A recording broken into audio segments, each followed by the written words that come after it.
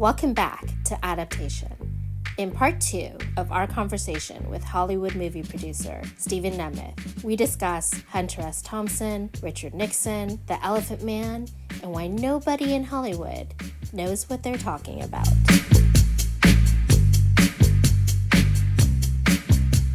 I'm currently casting a movie called Nixon Hunter. It's my favorite Hunter piece ever written, by the way. It was for Parade magazine or Pageant magazine. I can't remember. I should know that, but it's one of the two. He was covering the 1968 Richard Nixon campaign. Nixon had previously been a vice president, but was now a civilian, so to speak. And Hunter was part of the press corps in New Hampshire. And he was bugging Pat Buchanan, who was Nixon's then press secretary, still alive, by the way, to get an interview with Richard Nixon. And they were all a little bit worried about, Hunter and Nixon together, until Nixon said, Pat, who do we have on the press corps that can make me, seem like a normal guy? Well, sir, there's this guy Thomson who knows a lot about football, and you know a lot about football. Great, get me Thomson. So Buchanan goes to Hunter's room, and he says, meet me in the lobby at 6 o'clock tomorrow. You've got 1 hour to interview Nixon in the car ride from the Holiday Inn in Manchester, New Hampshire, to the airstrip where he takes off. Do not talk about Vietnam. Talk about football. And of course, Hunter says, oh, yeah, of course. Yeah, right. Hunter, this is a true story, packs a Beretta, a loaded fucking gun, straps it to his ankle. And don't confuse me with a guy that likes guns. I am an anti-gun guy from the get-go. And so he straps a Beretta to his ankle. He takes a bunch of hits of acid, clearly drinking all night. He smokes a bunch of weed, and he gets into the car with Richard Nixon. The doors close, and it is 60 minutes of, obviously bookending the movie, of some of the most amazing, funny banter you can imagine. It's being cast right now. And then there is another Hunter Thomson movie we are writing, having written. The draft will be done shortly. It's called Hunter at Harvard. It's very much like what is the movie, the great movie with the kid on the road with the band? Almost Famous? Huh? Almost Famous. Yeah. That's my favorite movie of all time. Oh, it's so good. I love your movies, but that movie. Not only is it's brilliant, but also Cameron Crowe is a huge Hunter Thomson fan, by the way. And that's that's basically his autobiography. Yes, come to think of it, Cameron Crowe, if you're listening, I think you need to direct Hunter at Harvard. This is actually the story of the guy at Harvard who helped with, organizing, the student at the time, getting Hunter to speak at Harvard. Picture the innocent kid, going to the airport to get Hunter, very excited. He was speaking to the law school at Harvard, and there were 200 students there. And he used the 2 hours not to enlighten them, not to talk them about what, they wanted to hear, but to recruit them to defend him in his DUI ticket he'd recently gotten, weaving and sliding around the mountain roads with a top down in a Cadillac convertible in Aspen. He successfully recruited 100 of the 200 students, completely overwhelmed the system. They dropped the case. That was how he used 2 hours of a paid speaking gig. The good news about that story is it's the only one that is from the point of view of the kid and not Hunter. So he wrote it from the point of view of the kid. No, it's being adapted now. He didn't write the story. It is a story that happened. Oh, interesting. Adapting. That's also a big factor in adapting books. Sometimes you completely switch the point of view to make it more cinematic from something completely unintended by the author. I have to tell you one good Hollywood joke that everybody needs to hear, because it's so bloody true, and it actually sort of is relevant to what you were asking about in terms of, what do you look for, blah, blah, blah, blah, blah. Screenwriter calls his agent and says, have you read my screenplay? And the agent says, yep. And the screenwriter says, so, well, what'd you think? The agent says, I don't know. He said, what do you mean you don't know? He said, well, I'm the only one that's read it.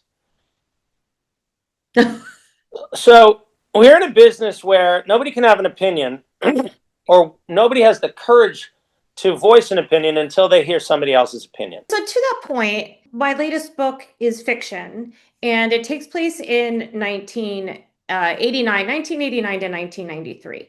And comments that I get back are, we love the writing, we love this story, but we really have trouble with 90s era stories, either getting them published or adapting them for film and TV. People say that all the time about things until something's made in that era or with that theme or with that actor, and then everybody does it, right? Everybody starts doing Jane Austen adaptations when before everybody was like, are you fucking crazy? It's too much money. Nobody cares. And it's so frustrating that there's this fear to go out on a limb, but there are people, obviously, like, how does that happen? There are these people that go out on these limbs because they really believe in these projects, and then they become famous, and then everybody's doing them. Well, those are the people we look up to. Those are people that make the business interesting. Those are the risk takers, the trendsetters, the trailblazers. We always hear, "Oh God, no, definitely no more westerns." How 310 to Yuma, or the one with all the handsome boys on horseback.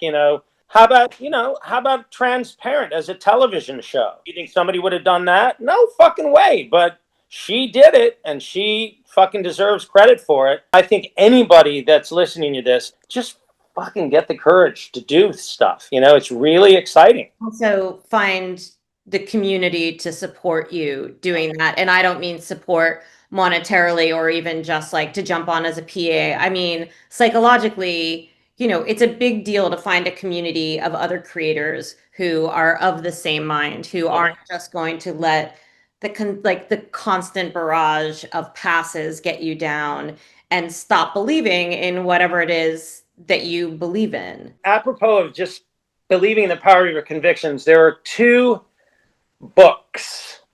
movies. One was an adaptation of a book, which we left out, that are brilliant examples of movies that just got made and owned themselves. Freaks, I think in 1939, the Todd Browning movie Freaks. I don't know it. Oh, you're going to see it tonight, and you're going to get back to me, and you're going to say, oh my fucking God. It's a book about carnival. I hate the word carnival freaks, but that's what they were referred to as. Special people. It's about carnival freaks on the road, and Todd Browning used real carnival freaks in the most incredible performances I've ever seen. People that weren't even considered human beings. They're considered freaks. And he used them as the leads in this movie, and it is in the best sense, it is a revenge story. That it's just fucking, and a love story, by the way. Heartbreaking and remarkable. I haven't told you about my second favorite movie of all time. Okay, do it. It's an adaptation of a book. But first, I want everybody to Google Adam Pearson. A-D-A-M, Adam Pearson, P-E-A-R-S-O-N. He is going to play John Merrick in The Elephant Man. He is the most brilliant actor I've ever experienced. Charming, irreverent, funny, an incredible guy who has a specific facial abnormality that you don't even see. He's so damn fucking charming and incredible, and he's gonna kill it as John Merrick in Elephant Man. And I gotta say, I'm as excited about that as I've ever been about anything, and it's exciting as hell. So that I just needed to give a shout out.